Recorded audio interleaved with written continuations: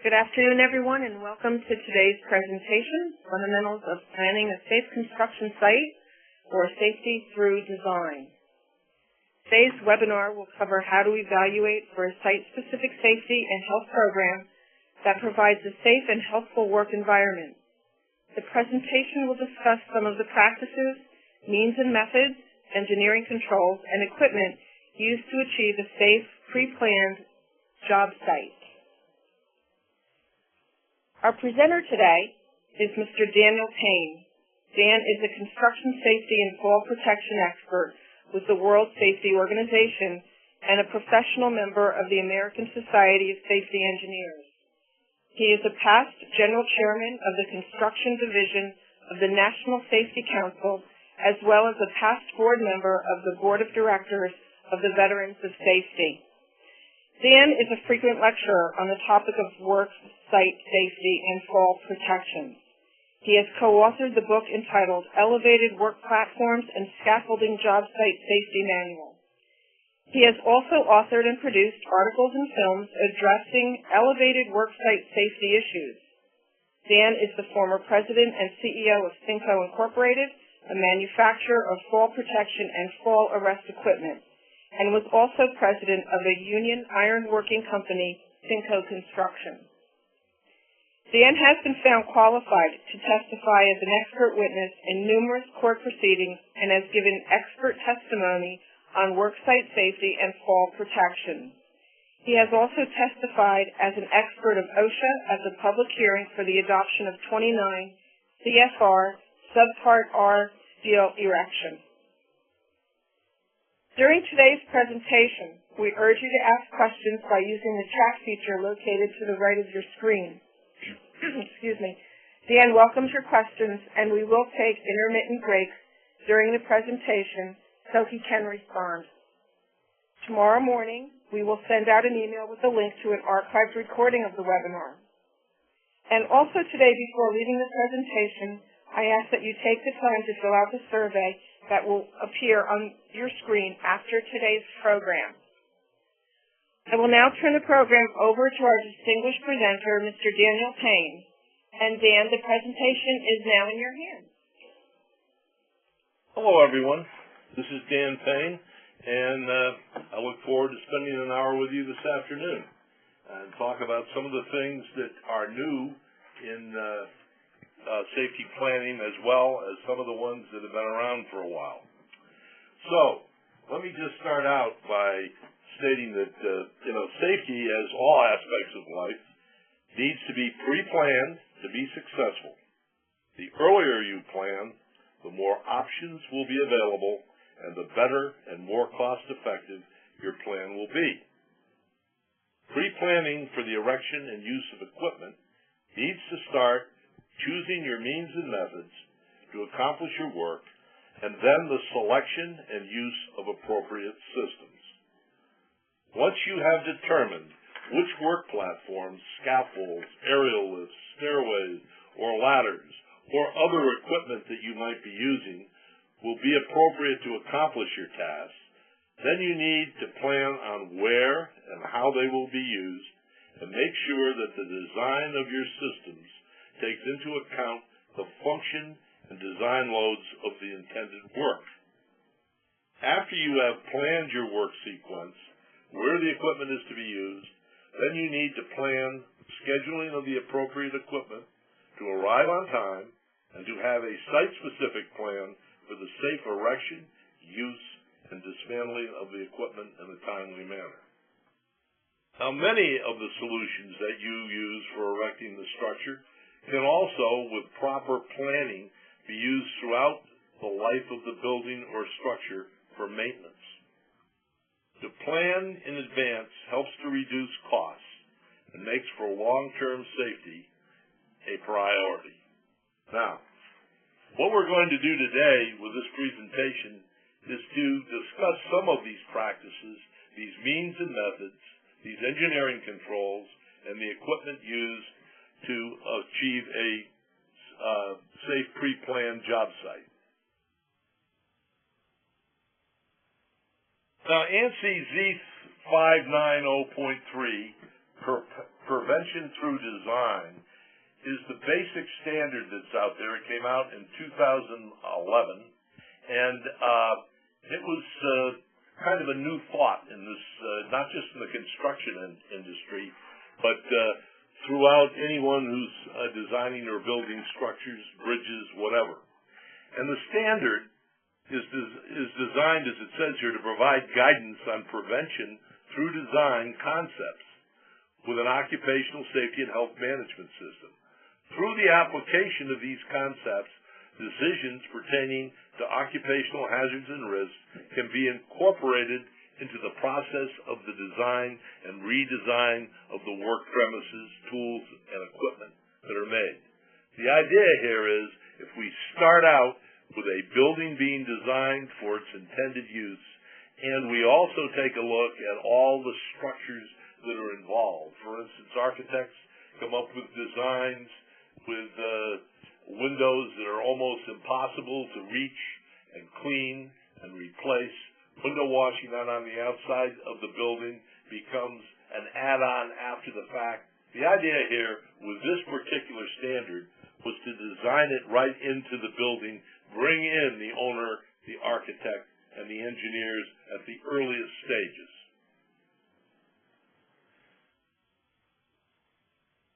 As it said, the purpose of the standard principally the avoidance, elimination, reduction, or control of occupational safety and health hazards and the risks in the design and redesign process. Now, I'm just giving you this as an overall. What we're going to talk about today is specifically site-specific construction planning and how you achieve it, and when something goes wrong, why it goes wrong. All right, some of the reference standards used in this presentation I've listed here, and those are standards that probably have a lot of meaning, especially when you're taking a look at what takes place and what happened and where you go to look for answers in preparing a case, whether it be a plaintiff or a defense case. The first one that's here is an OSHA Compliance Directive, CPL 2-0.124, which was published in December of 1999. Now, that can be gotten on your computer under OSHA.gov, and it's about 7 pages long, and we're going to go through some of those definitions, but I wanted you to know that it's readily available to you. Also, so is the OSHA Safety and Health Management Guideline, 54-3904-3916. Sounds more like a penitentiary serial number than a standard, but that's what it is, and it contains a lot of good information on how you should put one of these together. Now, a lot of the other materials I'm going to quote are through the American National Standards Institute, and the American National Standards Institute is a consensus standards group that has everybody from owners and contractors, unions, insurance companies, all come together to write these standards, and they're designed to be better than, they're designed to be the industry standard, which goes above and beyond what the minimum standards of OSHA and usually local laws contain. Going on with the reference standards, I'm going to talk about some in particular. One is A10.33, Safety and Health Program Requirements for Multi-Employer Projects. And from this, we're going to glean some definitions, which I think should be helpful to you and maybe understanding some of the terminology that's used in the construction industry, because people call the same thing by a lot of different names. And these definitions can help you, and you can get them out of that particular standard. In addition, the National Safety Council, the abbreviation is NSC, has an accident prevention manual, and there's 2 editions of it. One's engineering and technology, and the other is accident prevention and manual with administration and programs. Between those 2 volumes, which are available through the National Safety Council, there are all kinds of laid-out programs specifically to specific industries, including construction, as to what is expected, how you do it, and what the results should be. It gives you all kinds of statistics and analytical material that you can use to come up with numbers you may want to arrive at. And then finally, the prevention through design, ANSI Z590, also was at length discussed in the Professional Safety Journal of the American Society of Safety Engineers, both in their January and March of this year's editions. Those would be some of the things that should be very helpful. Now, we're going to go to the definition of different types of employers. And I'm going back to this CPL 2-0.124. This is where this is coming from. But it's important to note that when OSHA talks about something, they talk about an employer and an employee rather than a contractor and a worker, just because that's the way the law is set up. On the other hand, they decided that they needed to break down the different types of employer. For background, this particular compliance directive was tested in the court system because some people thought the Secretary of Labor overstepped her bounds and went too far with these definitions. So there was a case called the Summit case, which you can get, and that case went before the Standards Board of Review of OSHA itself, and they upheld the contractor's position. OSHA then appealed that to the Eighth Circuit Court, and the Eighth Circuit Court reversed it and came down and said this was within the limitations that the law placed on the Secretary, and she could come up with these different kinds of employers, which is what's being used in, I believe, just about every state today. So the controlling employer, which you might call a general contractor for a short term, or the prime contractor, or the construction manager, is an employer who has general supervisory authority over the worksite, including the power to correct safety and health violations itself, or require others to correct them. Now, control can be established by contract, or in the absence of explicit contractual provisions, by exercise of control in practice. So there may be a contract, there may not be, and all those different situations are in this document if you decide to pick it up. Now, the next type of employer is the creating employer, and that's the employer that caused a hazardous condition that violates an OSHA standard. Those employers must not create violative conditions. An employer that does so is citable under OSHA, even if the only employees exposed are those of other employers at the site. Let me give you an example. You erect a scaffolding on a job site, and you don't erect it properly, or you allow people on there who aren't trained to be on a scaffold. You created the hazard, so you're the creating employer. And even though the employees that get hurt aren't your own, you created that violative situation. The next one's the exposing employer. Now, this is the employer whose own employees are exposed to the hazard, not somebody else's, but his own. Now, if the exposing employer created the violation, he's also a creating employer. But if the violation was created by another employer, the exposing employer is citable if, 1, he knew of the hazardous condition or failed to exercise reasonable diligence to discover the condition, and 2, failed to take steps consistent with its authority to protect its employees. If the employer has authority to correct the hazard, he must do so. If the exposing employer lacks the authority to correct the hazard, he is citable if he fails to do each of the following. 1, ask the creating and or controlling employer to correct the hazard. 2, inform his employees of the hazard. And 3, take reasonable alternative protection measures.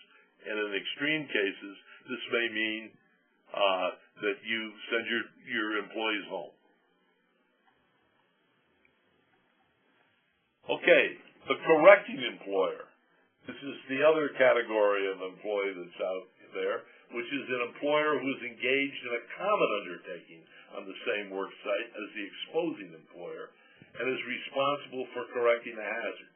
In this particular case, we're talking again about, let's say you hire a contractor whose only job is to come in and set up a scaffold system for everybody on the work site. And he's been given the responsibility of installing and maintaining that scaffold. He would be a correcting employer. And anyone from somebody who brings in a crane to any number of other things where a person takes a specialty to be able to fix what's there and maintain it, he is the correcting employer, and he is citable if the piece of equipment is not in good working condition and safe. Okay, now we're going to switch gears. We're going to get a few more definitions in here, but now we're going to go to who some of these people are that are in the construction documents, and sometimes they're called by different names. These all come from ANSI A1033, which is that multi-employer job sites policy situation. And these are really kind of necessary to discuss some of the issues that we're going to discuss as we get further into this talk. But the construction owner is that person, firm, or entity that owns, leases, or otherwise has effective control over a property or structure on which construction is being performed. Pretty straightforward, pretty simple. The construction owner defines the scope of the construction project and designates the project constructor. Now, what they mean by that, that's really what they're talking about, is he says what he wants done, he has an architect draw up the plans, and then there's a contract that's drawn up. The construction contractor is a contractor. He's a subcontractor. He's a specialty contractor. He's a project constructor or other entity responsible for all or part of the construction task on the project. Don't get confused with the words, but make sure you know what the function is, because the function is what calls the shot of what you do it. I like to apply what I call the duck test. You know, if it looks like a duck, quacks like a duck, walks like a duck, in all probability it is a duck. So if, in fact, you have people being called by a name on a project and by a different name on a different project, don't get fooled. You need to know what their job is, and then you can assign the proper meaning to that word as we get further into this talk, you'll see. Okay, the construction employer. Now, that's an employer engaged primarily in the building and construction industry who performs construction work under contract with the construction owner or one of the construction contractors. Now, what we're saying here is that whoever is in that business, whatever employer that's on there is a construction employer, is part of the hierarchy of the construction site. You just need to know where he is. Construction employers are ultimately responsible for providing a safe, healthy workplace for their employees or workers. They may have additional duties, as we'll see, but absolutely they have responsibility for their own workers first. The project constructor, which is the name that's usually used as the controlling employer, the entity responsible for supervising and controlling all construction work performed on the project as specified in the project documents. And I say usually because sometimes the project documents use a different word. The project constructor may also be referred to as the prime contractor, the construction manager, or the general contractor. Construction project. The construction project encompasses all activities performed for a construction owner in the fulfillment of a contract. Project documents typically describe the scope of the construction project and define the related project tasks and who's responsible for them. We're almost to the end of these definitions. Construction job site. The specific area within the construction job site where a discrete task or activity is performed. For example, the construction job site for a painting operation on any given day includes only those rooms or areas to be painted that day. That's where the painting's taking place, then it's a job site. Painting isn't taking place then, that is not part of the painting contractor's job site. Similarly, the construction job site for concrete pouring operations includes only those areas where concrete is to be poured that day. Now, we're going to go in, how do you use all these different definitions, and how do you put together a plan that makes sense? And how do you put together a plan that's going to work? Well, construction safety analysis is no more than an analysis conducted to identify existing and potential hazards associated with each phase of construction project and to establish methods for, number one, eliminating them, number two, mitigating them, or controlling any hazardous situations. Sometimes that means changing the erection sequence. It's just that simple to eliminate or mitigate or control a hazardous situation. The construction analysis also includes identifying critical construction phases or operations requiring special protective measures. Now, such as design or inspection of a scaffolding system, like we talked about, by a professional engineer, or a critical trenching operation by a competent person. You need to have the right people who are designing and inspecting and supervising and training people in critical operations. A safety analysis should be performed prior to the start of work on any phase or activity of the construction project. Okay, I'm just moving down here. Okay. We're going to go to hazards. Hazards. Existing or potential conditions on the job site that can result in injury, illness, or death. It's pretty straightforward. Job site hazards may result from construction equipment, dangerous substances, existing job site characteristics, or construction activities. Hazards are usually identified during a thorough safety analysis, site inspections, or site audits, and can be controlled through engineering controls and safe procedures, and as a last resort, the use of personal protective equipment. Let me emphasize the last resort of personal protective. All the other things can be done, somebody can do them for you, meaning the worker.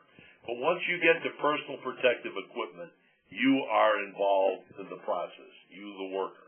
And therefore, training becomes absolutely essential, and supervision becomes essential, and therefore the potential for an accident is greatly increased. So you don't want to use it if you don't have to.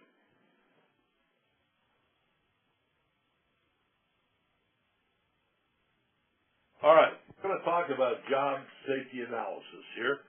And I just want to say it, it is important to understand that safety solutions are not just equipment. Actually, the best are not equipment itself, but the elimination of the hazard either by designing the hazard out or perhaps by changing the erection plan, which we mentioned, or the means and methods. Identifying potential hazards is the first priority in developing your approach to problem solving. Now, what I want to do is I'm going to go to the next slide here, and this is a little difficult to read. Hopefully the copy you get, but I'm going to go through it with you so that hopefully it becomes more meaningful. This is one form. There are other forms that are used. This is the one that's in A10.32, 2012. If you get that, that's the form you will see. So one of the best methods of identifying and capturing specific hazards is by examining the plans and memorializing each identified hazard on a job safety analysis form. That's what you're looking at. This simple one-page form allows you to list each activity, operation, and how it is to be accomplished. In other words, here is your opportunity to determine how you are going to accomplish the task, how cost-effective is it, how many people are involved, and the potential problems and opportunities. Each task needs to be described in brief, simple language.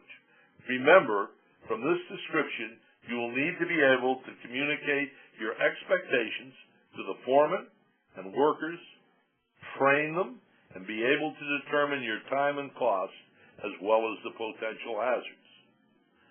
The next area on the form is to list unsafe conditions. Actions or hazards. Here you concisely define what is unsafe and perhaps what laws, regulations, or standards these practices or conditions may violate. You need to take into account any specific requirements of the contract documents. This section, we are merely stating the problem, not solving it. Actually, at this point, you may decide that you can eliminate the hazard, as we discussed before. Next is the preventative or corrective action section. Now is the time to determine specifically how the condition, action, or hazard will be handled. Should it be eliminated or managed? This is a good place to define and discuss the various methods and solutions. The next section of the job hazard analysis is discussion.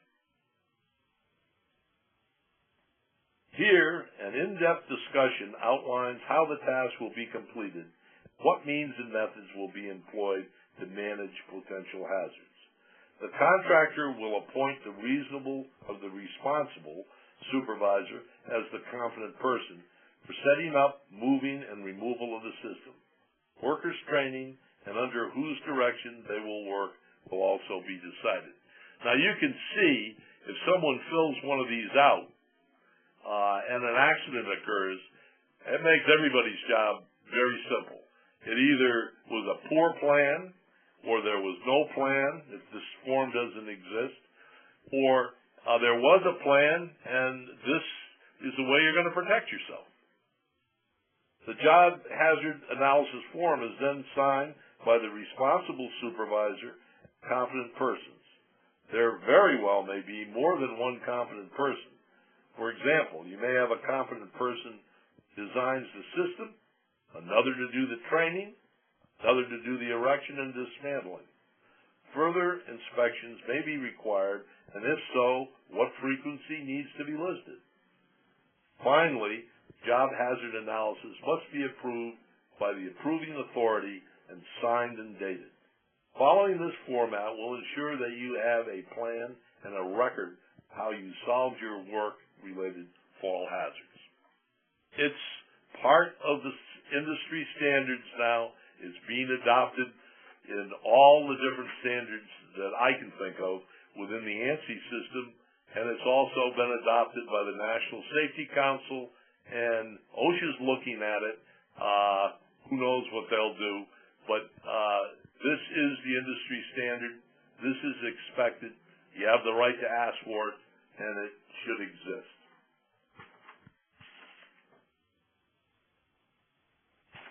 Okay, let's just talk about a difference here, because people get confused with this. They've heard of a safety and health program and then a safety and health plan.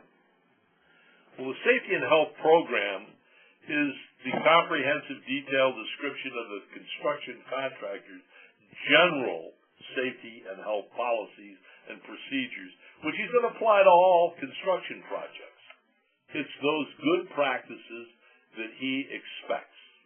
The Safety and Health Program establishes the contractor's safety and health policy and assigns the contractors wide safety and health goals, procedures, and responsibilities, focusing on prevention of worker injuries, illness, and fatalities. Now, what is the Safety and Health Plan versus program? The plan has to be site-specific. The plan addresses the implementation of the Safety and Health Program requirements at a particular job site and focuses on the unique safety and health concerns for the specific construction project.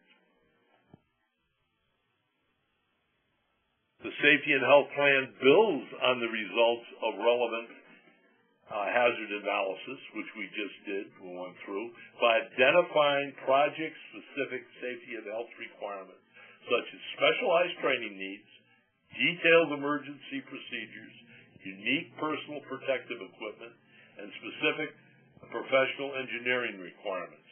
In addition, today, one of the big things that's there is you need to have procedures for evacuation of a site and also for rescue.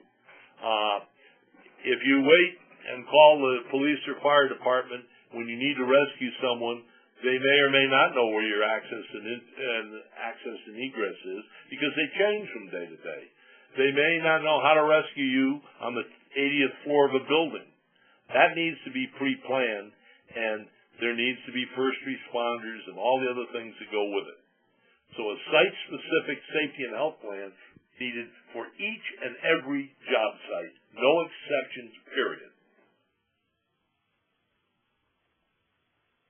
I like to say no plan is a plan for failure.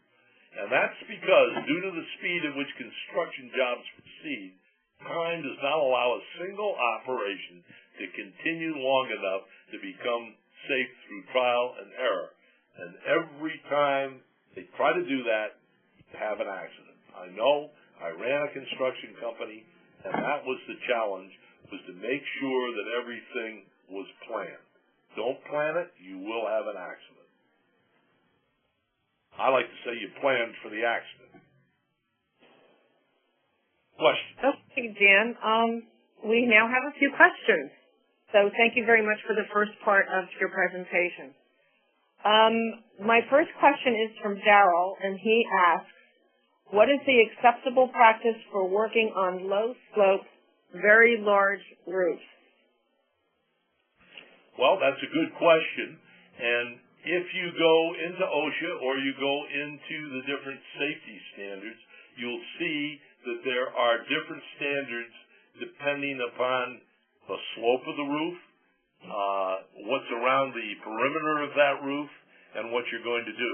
First of all, you need to make sure that the roof is inspected and before you go to work on it, and that it's safe so that it's not going to collapse or you're not going to fall through it. The second thing is after you made your assessment and you go up there, depending upon the slope, you probably, if it's very low slope, can use guardrails as a system that can be put around. We're going to discuss guardrails and portable and movable guardrails. And depending upon what you're doing, whether you're replacing the roof or putting air conditioning units on the roof or whatever it is, then you've got to get more site-specific. So the site-specific thing is, what are the hazards, like we talked about in the hazard analysis, and then once we have those hazards, then you go about handling them, and you have lots of different ways of doing it. There's no one way to do anything. There is a cost-effective way, and it depends on the specific circumstances and situations. But, for instance, if there's a fall protection problem, then there's all kinds of different fall protection equipment that's available that can protect you if that is an issue. Always start with passive, meaning a guardrail or a lift or something that you can use, which somebody doesn't have to wear something. But if you have to go to active fall protection equipment, then you need to plan for that and need to pick the type and the means and methods that you're going to use to do it.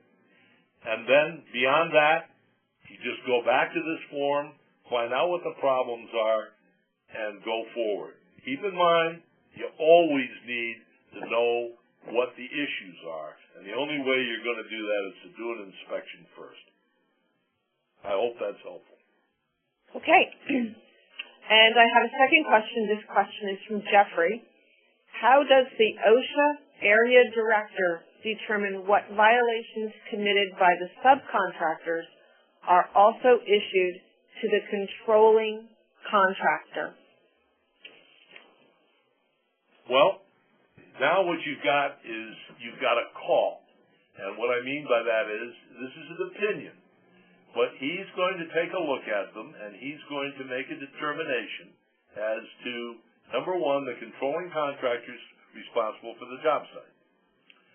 Number two, if one of those other categories that we talked about fits, in other words, if in fact there was a violation that was made, and the controlling employer knew about it and did nothing about it, he's going to get cited. It's going to be the call by that area director and the guy that goes out there as to who knew what. And you're going to get that through that investigation. And he's also supposed to make sure that there is a correcting employer that's there, and it may be him. And so if there isn't somebody else, the OSHA inspector may very well make the determination that it is him. So it's a call by them. That's why you have a conference afterwards, and it's very important. A lot of people treat that lightly. They see a fine, they go in and pay it. That's the wrong thing to do. If you see a fine and you've been charged with doing something and you don't believe you did it, then you need to go in there and fight for what's right. They're like everybody else. They're not immortal, and they do make mistakes, and they usually change them when they do. But then you have a whole bunch of other things you can do. You can appeal it, take it to court, do the whole thing. So you need to take a look at that document that I told you to look at, and it will tell you that is the OSHA document, that CPL. And when you look at that document was written originally to tell that individual inspector when he's out on the site, this is what you look for, and this is what you cite. I hope that's helpful. Okay. Excuse me. And now I have another question from Jeffrey.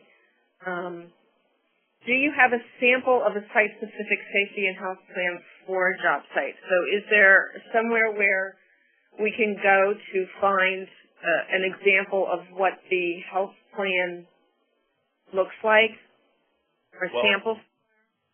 Sure. Let's keep in mind, as I said, it needs to be site-specific. Okay. And the first thing that you need to do is you need to do a survey of the plans with the architect, engineer, or whoever else. That's the job the contractor has. Now, if he's a subcontractor and he's not the major contractor, then what he needs to do is he needs to take a look at the project documents that the general contractor is responsible for. And then he needs to know, under his contract, what he's responsible for. That's the basis. Then you do a job safety analysis. And I just went through that with you. Now, as far as writing the site-specific plan, there are different ways of doing it. There are a lot of them that you can find online. I can tell you that a lot of the major contractors, I'll give you some names, such as Turner, Skanska, Bovis, which is now Lend-Lease, all the big contractors that are out there require their subcontractors to have site-specific plans. So there are a lot of them out there. There are a lot of people who actually work with contractors to do that. I've actually done that myself, and there are a lot of other people out there who do the same kind of work. So you can find it probably by going online or going to one of the large contractors and getting some help. Okay, and then, Dan, one final question for this section, and then we'll return to the presentation. And this is an interesting question. How many construction companies presently do pre-planning or use a JSA or job safety analysis? Well, you know, that is a very good question, and let me answer it this way. The ones who aren't in court all the time and don't have a lot of accidents are the ones who do them. The ones who don't almost always haven't done one, and that's why they're in court. And it's almost that simple. And if you want to go to court and lose, that's a good way to do it. You want to go to court and win, probably not even go to court. You have a good job safety and health program and plan. And I think that's the way to break it down. I can't give you numbers, but I can tell you all the big players today are in that business, and some of them have some outstanding records for safety and health. Okay, thank you very much, and that ends our questions for this break. So, Dan, we can return to the presentation. Okay. So you can progress to the next slide. Okay. Thank you. You're welcome. Okay, I think now we can have a little more fun with some of this stuff, because what we're going to do is take a look at some of these solutions, and some of these solutions that really aren't solutions.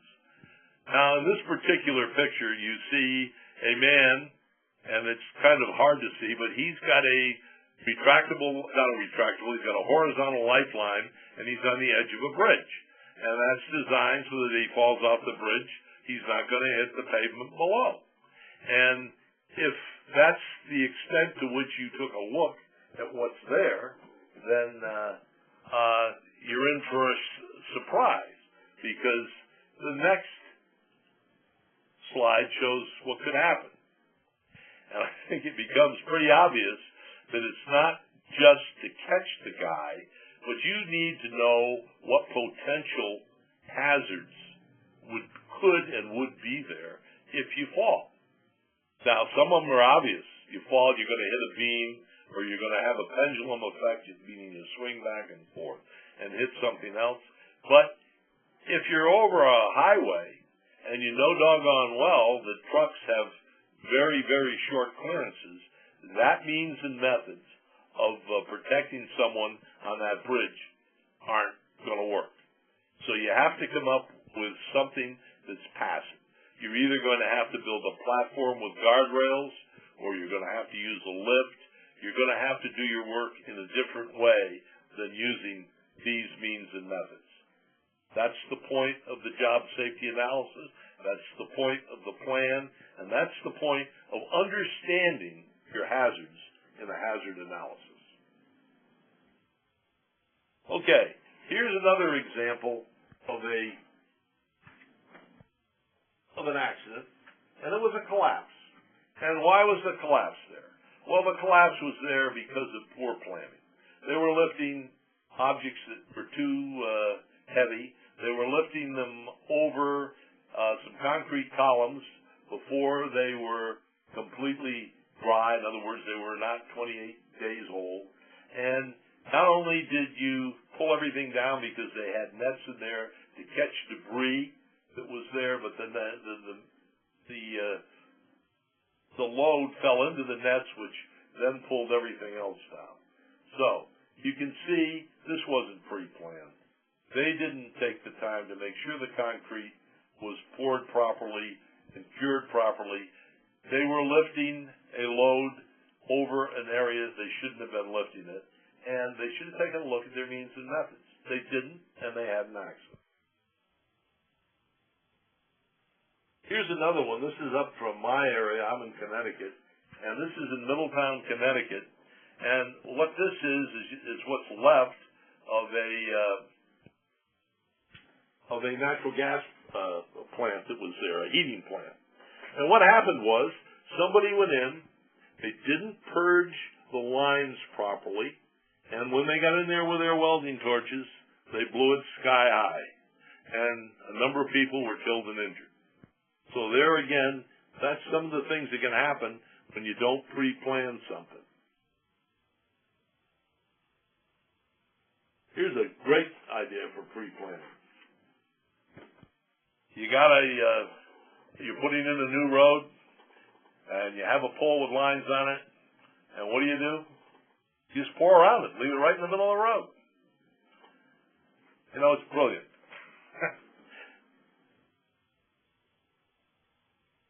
Here's another great one. They didn't pre-plan, they didn't have ladders available, they didn't have lifts available, they didn't have anything they were supposed to do. They needed to get up on top of that roof. So what do? They did that.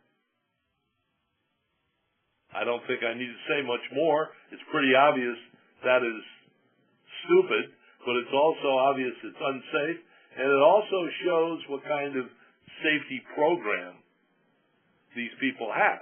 You know, if you can't keep your people safe, just think about the means and methods they may be using to build your building or to excavate your area or to put in a new parking lot or whatever they're doing. It's not going to be good.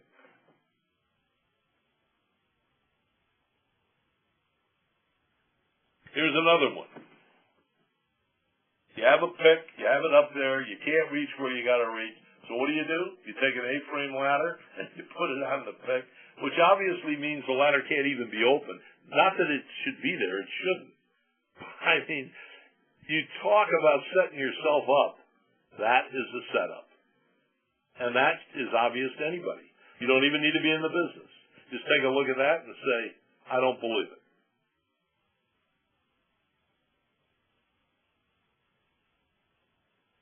Here again, it's amazing the pictures you get when you go out in the field and you see things.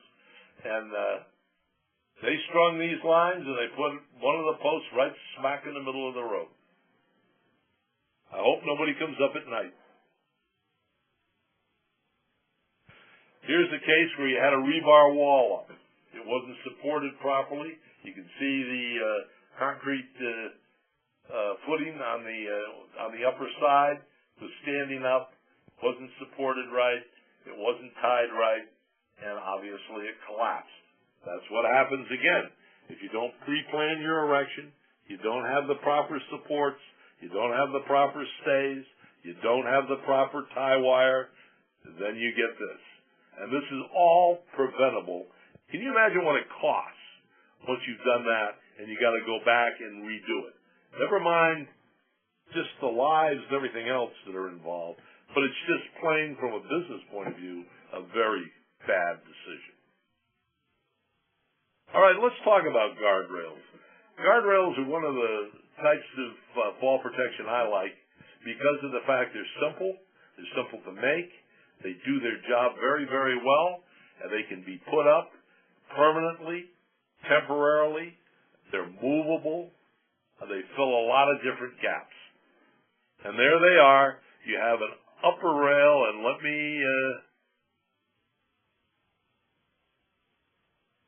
you have the upper rail that's here, which is 42 inches above the ground. Then you got one that's 21 inches, and then you got a toe board or kick plate down at the bottom.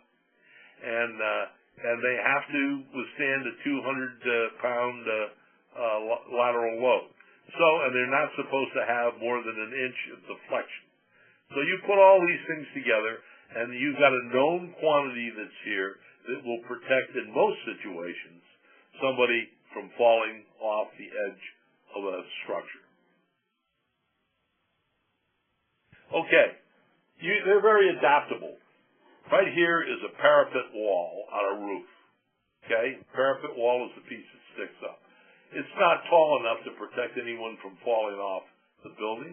So what you can do is you have their clamp assemblies that are available that you can buy. You put your 2x4s into them, and they also have other ones. 2x4s go this way. These are stanchions that go up so that they can take the top board and it can be nailed in place, or they can be slid in place depending upon which way you want to handle it. But here's a good way to protect somebody at the parapet side of the wall.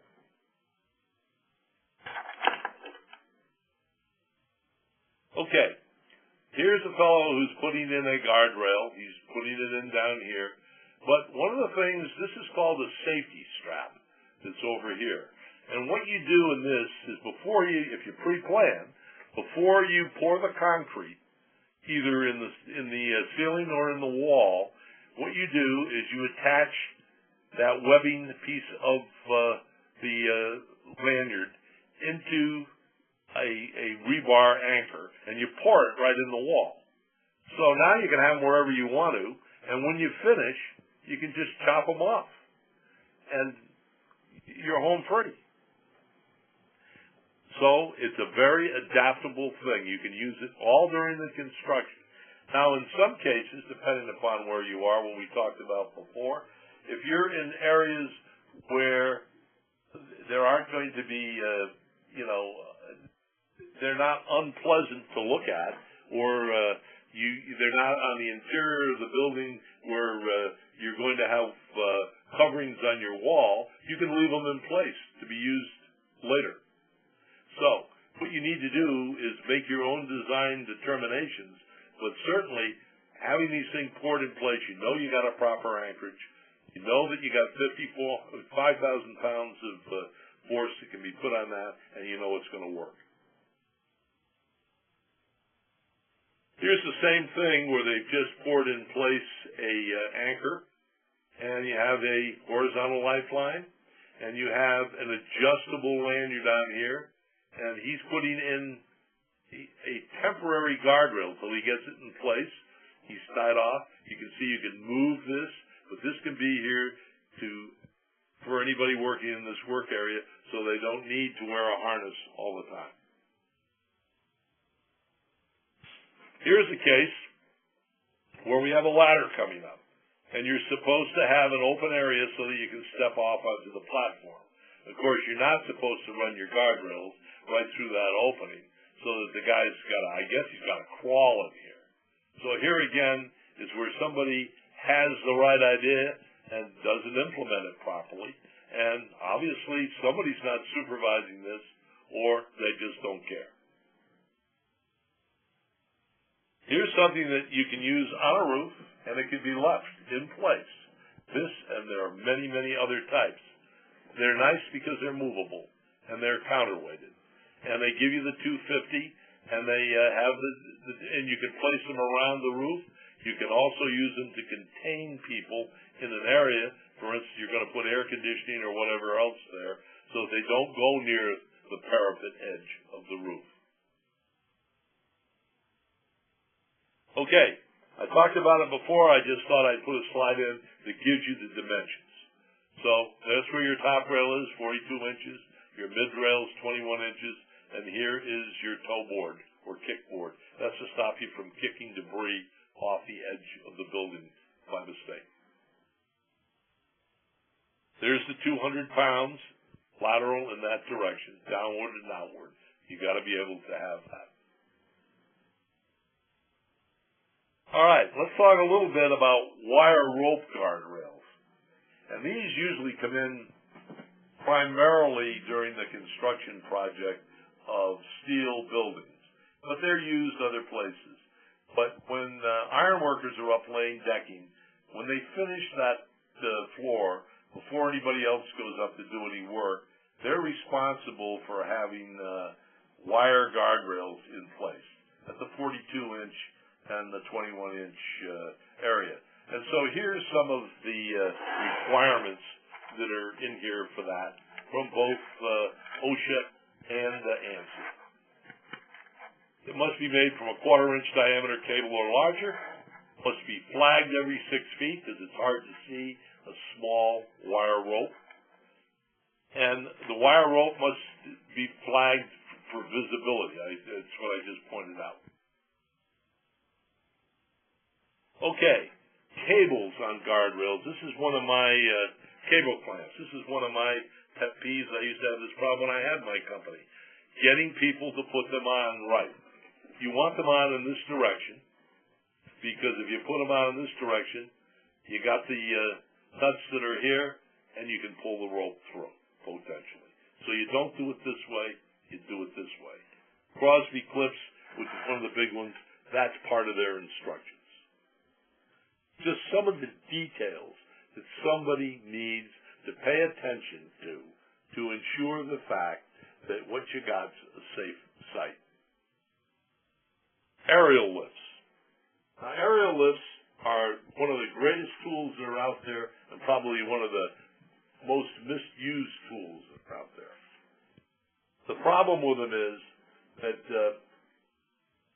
people don't use them the way they're supposed to be used.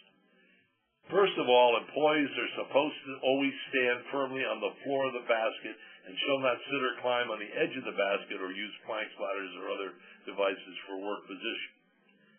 That's number one when you're talking about an employee who's in there. Number two is he needs to be trained to work in an aerial lift. And number three, the operator needs to have a certificate. He's been trained to run not only aerial lifts, but the specific model and type. There's all types. Some of them weigh 25 tons. And then you have little scissor lifts that weigh next to nothing. The point is, they're up in the air and they're dangerous pieces of equipment. And the people in them need to know what they're doing, and the people who are operating them need to know what they're doing.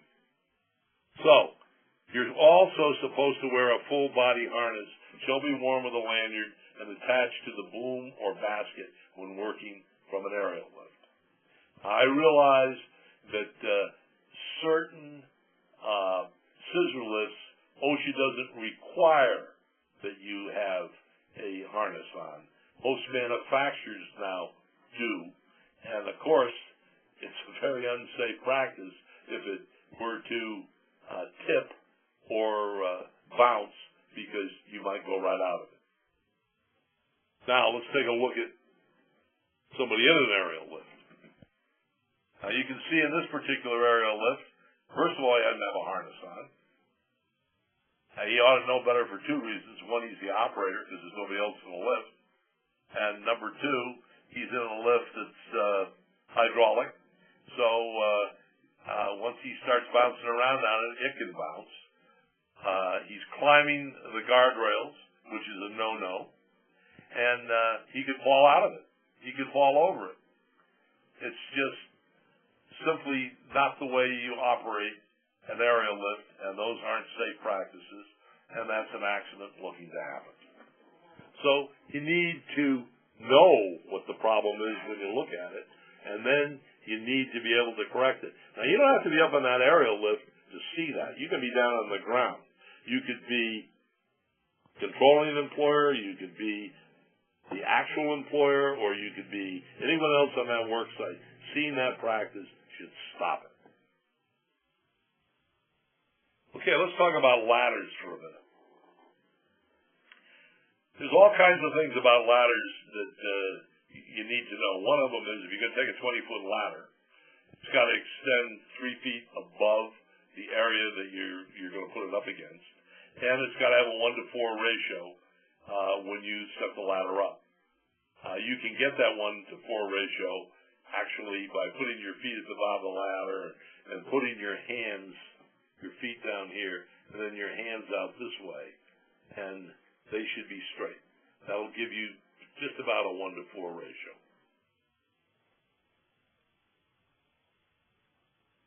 Now, you also, when you get up on a point, and this one here is a job-made ladder, you got a mud sill that you put down and you anchor it to the ground. You have cleats that are on your steps. You tie it off at the top so it's not going to slide. And you have a walkthrough so that when the guy gets to the top, he doesn't have to go around the ladder. He goes through the ladder, the safety of the roof while he's hanging on.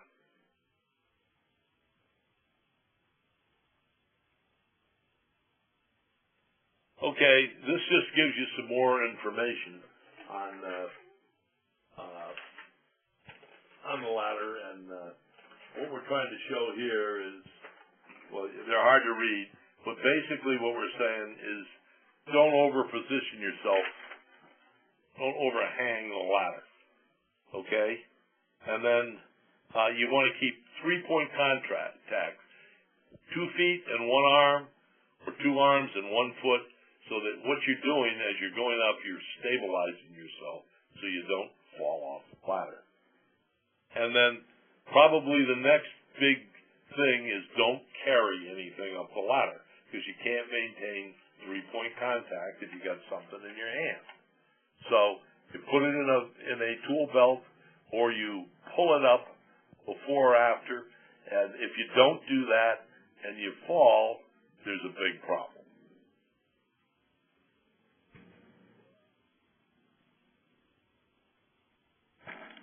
Okay, same thing with when we get to an A-frame ladder. You fully open that step ladder on a level surface and lock the spreaders in place. Okay? You don't lean it up against the surface. It's freestanding. That's why it's called an A-frame. If you fold it up and use it, you're not using it properly, it's not stable, and you're going to fall. Use a ladder that's long enough. You can't go any closer than you can't hit the top 2 steps of that ladder. You got to be below that. And never place the ladder on boxes or unstable bases to gain extra height, like they did on the pic that you saw in the picture with that window. Climb and use the ladder carefully. Same thing applies, 3-point contact. Brace yourself with your free hand, as possible, and always face the stepladder treads while using a stepladder. As a matter of fact, whenever you're climbing a ladder, you always face the ladder. That's really the main difference between ladders and stairs. Stairs you can have railings on, and you don't have to face them. But ladders, because of the angle that they're at, you must face the ladder and use the side rails. And you don't overreach, lean to one side or the other while using a step ladder, and never carry heavy, bulky, or other objects that may make going up or down the ladder unsafe.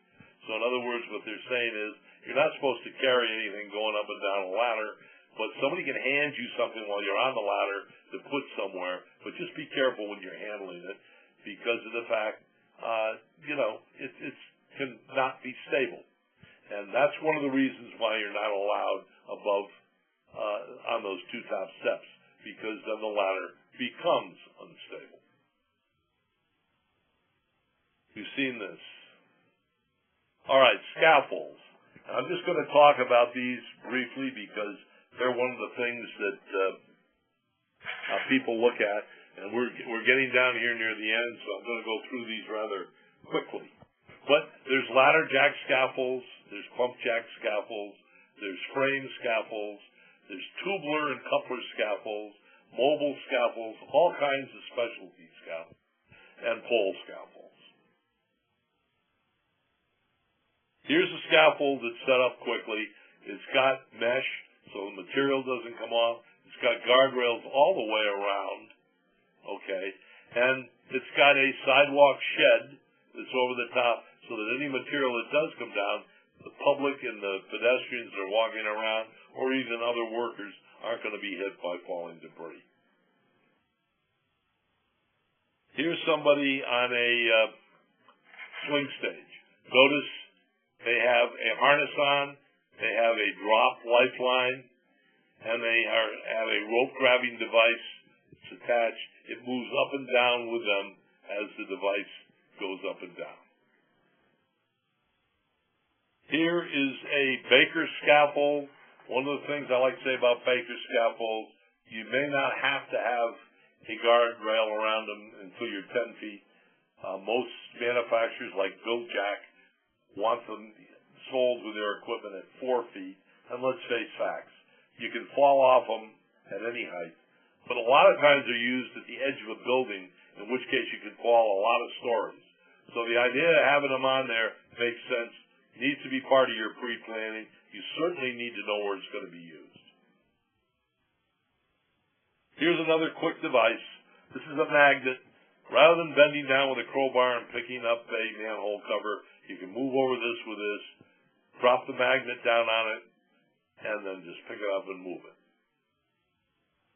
There's even a larger. Here's debris netting at the edge of the building to stop this debris from going off the building and hitting pedestrians or other workers below. This is a debris net. It's out here. Debris or people. Somebody falls from 2 stories higher than this, it can catch them. Debris falls and won't hit somebody, and they pull back in so you can clean them out. There it is from underneath. There's another view of both kinds of netting. There we are. I hope you enjoyed it, and I'll take any further questions you might have. Okay, Dan, thank you so very much. That was actually very informative. I do have just a couple of closing questions. And the first question is, how or where would one go and get all of the proper definitions for terms used in the industry? Okay, there's a couple of places that you can go. And for instance, the ANSI A10 standards right now is publishing a new standard, which is it's going to be called ANSI A10-0. And when it comes out, which will be probably in this next year, it's going to have all the definitions used in all the different construction ANSI standards in it.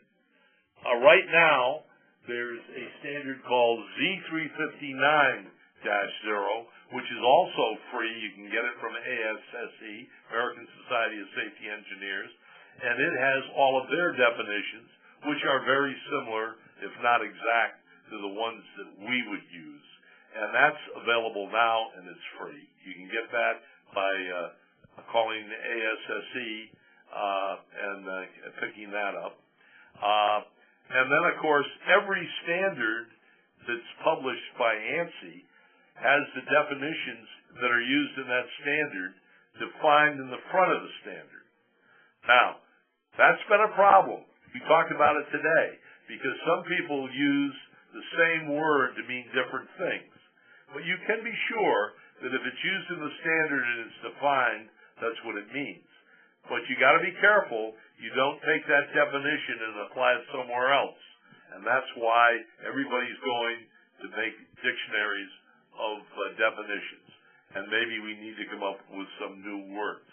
As you probably know, those of you in the legal profession, there's a big debate going on now between the words shall and will and must and may. And it looks like must and may is the way we may be going. So, because I've been told that as I'm writing standards, we may be changing from shall and will to must and may. I hope that helps. That does help a lot. And then one final question. How do you evaluate whether users of equipment, such as aerial lifts, are trained on the proper equipment? Well, first of all, there's a requirement, both from the aerial lift manufacturers and from the renters of aerial lifts, as well as OSHA, that you be trained in operating that specific aerial lift. And every single manufacturer and renter of aerial lifts have training programs. I know I have a number of cards for a number of different lifts. And once you take the basic course, then you can go and take a quick version of that course to get up to speed on a specific lift, because believe it or not, all the lifts have different different means of controlling them. Some of them have all-wheel drive. Some of them have front and back wheels that move at the same time. You have all kinds of boom requirements. Everything's different. So you need to have that training. If you don't have that training, you can get yourself in a lot of trouble real quick. Okay. So that's what you do. That ends our questions for today and also our presentation. So first of all, I want to thank very much Dan for his time and effort that he has put into the presentation. We very much appreciate it. In conclusion, if any of our attendees today are applying for CLE credit, this webinar is eligible in Illinois, New Jersey, and Texas. It is also pending in Minnesota. So to ensure that you receive your CLE credit, please complete the survey at the end of the presentation. Also, in conclusion, the TASA Group now offers additional reports for expert witnesses. That includes some research on expert witnesses. We also have a new e-discovery and document management solution product available. So if anyone is interested in any of those products, or if you would like to consult with our presenter today, Mr. Daniel Paine, please contact the TASA Group. We can be reached at 1-800-523-2319. This concludes our presentation for today, and thank you again for attending.